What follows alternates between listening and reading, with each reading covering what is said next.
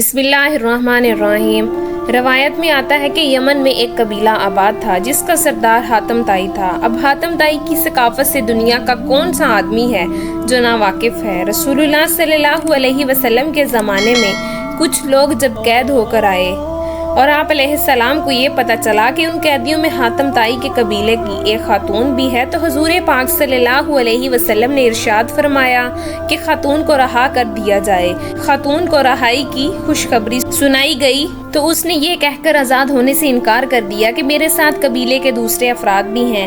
آپ علیہ السلام نے پوری قبیلے کو آزاد فرما دیا اور مال غنیمت بھی واپس کر دیا، اور نہ صرف اپنی طرف سے انعام و اکرام سے نوازا بلکہ بنفس و نفیس سرحد تک چھوڑنے کے لیے تشریف لے گئے۔ حاتم طائی کی ثقافت کے ضمن میں ایک قصہ بیان کیا جاتا ہے کہ روم کے بادشاہ کی تلوار میں ایک دن حاتم طائی کی ثقافت کا تذکرہ تھا۔ ایک شخص نے بتایا کہ حاتم طائی کے پاس ایک بہترین پختہ نسل کا گھوڑا ہے جو ہوا کی رفتار سے دوڑتا ہے، خوبصورت اتنا ہے کہ جو بھی اس کو دیکھتا ہے بس دیکھتا ہی رہ جاتا ہے۔ حاتم طائی وہ اس کے گھوڑے کی تعریف سن کر بادشاہ بولا کہ جب تک کسی آدمی کو آزمایا نہ جائے اس وقت تک اس کے بارے میں کوئی رائے قائم کرنا عقل و شعور کے خلاف ہے۔ بادشاہ نے وزیر سے کہا کہ تم خود جاؤ اور حاتم طائی کی سخاوت کے بارے میں ہمیں معلومات فراہم کرو اور کسی ایسی چیز کا مطالبہ اس سے کرو جو اس کی نظر میں سب سے زیادہ قیمتی ہو۔ دربار میں ایک درباری نے کہا کہ حاتم طائی کے لیے سب سے زیادہ عزیز اور سب سے زیادہ قیمتی سوار رفتار ایک گھوڑا ہے۔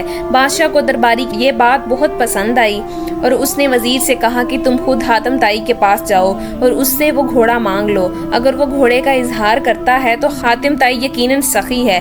روم سے چلا ہوا یہ وظیفے منزل طے کرتا ہوا رات کے وقت حاتم طائی کے گھر پہنچا۔ جس وقت یہ وفد وہاں پہنچا موسلادھار بارش ہو رہی تھی، خوب بند اندھیرے، بادلوں کی گرج، ماحول خوفناک ہوا تھا۔ ایسے خراب موسم میں کسی مہمان کی مہمان نوازی کرنا تو دور کی بات، گھر سے نکلنا بھی ممکن نہیں تھا، لیکن حاتم طائی نے میزبانی کا حق ادا کیا اور مہمانوں کے تواضع اور آرام و آسائش کا پورا انتظام کیا۔ کیا دسترخوان پر لذیذ بھنا ہوا گوشت کھا کر مہمان خوش ہوئے۔ انہوں نے اپنے اندر سفر کی تھکان کی جگہ توانائی محسوس کی اور گہری نیند سو گئے۔ صبح کے وقت جب بارش تھم چکی تھی تو ہر چیز دھلی ہوئی صاف نظر آ رہی تھی۔ ناشتے کے دوران وزیر نے مہمان نوازی اظہار تشکر کے بعد اپنے آنے کا مقصد بیان کیا کہ ہمارے بادشاہ کو آپ کے گھوڑے کے بارے میں بہت کچھ بتایا گیا ہے۔ گھوڑے کی تعریف سن کر بادشاہ چاہتا ہے کہ آپ اپنا گھوڑا بادشاہ سلامت کی خدمت میں نظر کرتے۔ وزیر کی یہ بات سن کر حاتم طائی افسوس کے ساتھ ہاتھ ملنے لگا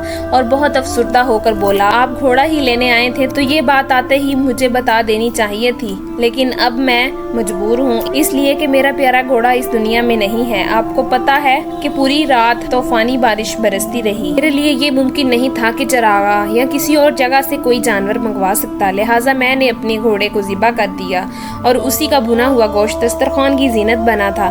وزیر حاتم طائی کی یہ بات سن کر حیران رہ گیا۔ بادشاہ سلامت کو جب یہ سارا واقعہ جا کر سنایا تو اس نے بھی حاتم طائی کی ثقافت کی بڑی تعریف کی۔ قبیلہ بنی تہ کے سردار حاتم طائی کے بارے میں یوں رقم ہے کہ ایک بادشاہ نے حاتم طائی کی اتنی شہرت سنی کہ بادشاہ نے محسوس کیا کہ اس کی شہرت، اس کا نام اور اس کی عزت حاتم طائی سے کم ہے۔ بادشاہ کا دل بغض اور حسد سے بھر گیا۔ اس کے دل میں یہ وسوسہ آیا، جب تک حاتم طائی زندہ ہے تو مجھے حاتم طائی سے زیادہ عزت و شہرت نہیں مل سکتی۔ شیطانی ذہن کو استعمال کرتے ہوئے اس نے ایک اچانک فساد پسند اور لالچی شخص کو اس بات پر مامور کیا کہ وہ حاتم طائی کو قتل کر دے اور اس کا سر اٹھانا ہے، اور کرائے کا یہ دہشت گرد اور قاتل شخص اپنے ترکش کو تیروں سے بھر کر اور تیز دھار تلوار کو میامان میں رکھ کر حاتم طائی کے ملک کی طرف روانہ ہو گیا۔ جب وہ حاتم طائی کے علاقے میں پہنچا تو اس کی ملاقات ایک خوش گفتار، خوش مزاج اور بڑے ہی پرسکون شخص سے ہوئی۔ یہ شخص کرائے کے قاتل کو مسافر سمجھ کر اپنے گھر لے گیا اور ایسے پیار اور خلوص سے اس کی توازیع کی کہ کرائے کا قاتل اس کا گرویدہ ہو گیا۔ دوسرے دن جب مہمان نے رخصت ہونا چاہا تو خوش گفتار اور خوش اخلاق میزبان نے اصرار کیا بھی چند روز اور قیام کرے اور مزید خدمت کرنے کا موقع دیں۔ کرائے کے قاتل کے دل میں اس بات کی تکریم اور بڑھ گئی اور اس نے کہا کہ مجھے ایک ضروری کام درپیش ہے، اس لیے میں زیادہ دن ٹھہر نہیں سکتا۔ میزبان نے کہا، آپ وہ کام مجھے بتا دیں، شاید میں آپ کی کچھ مدد کر سکوں۔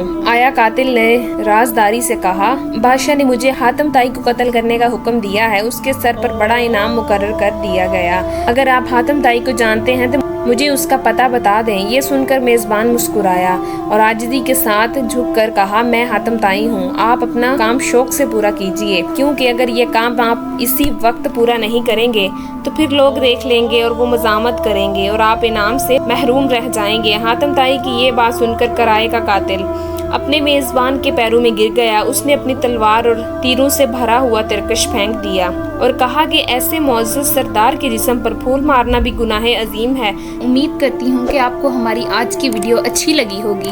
अगर वीडियो अच्छी लगी है तो वीडियो को लाइक कीजिए और हमारे चैनल को सब्सक्राइब कीजिए। मिलते हैं नेक्स्ट वीडियो में, इजाज़त दीजिए, अल्लाह हाफिज़।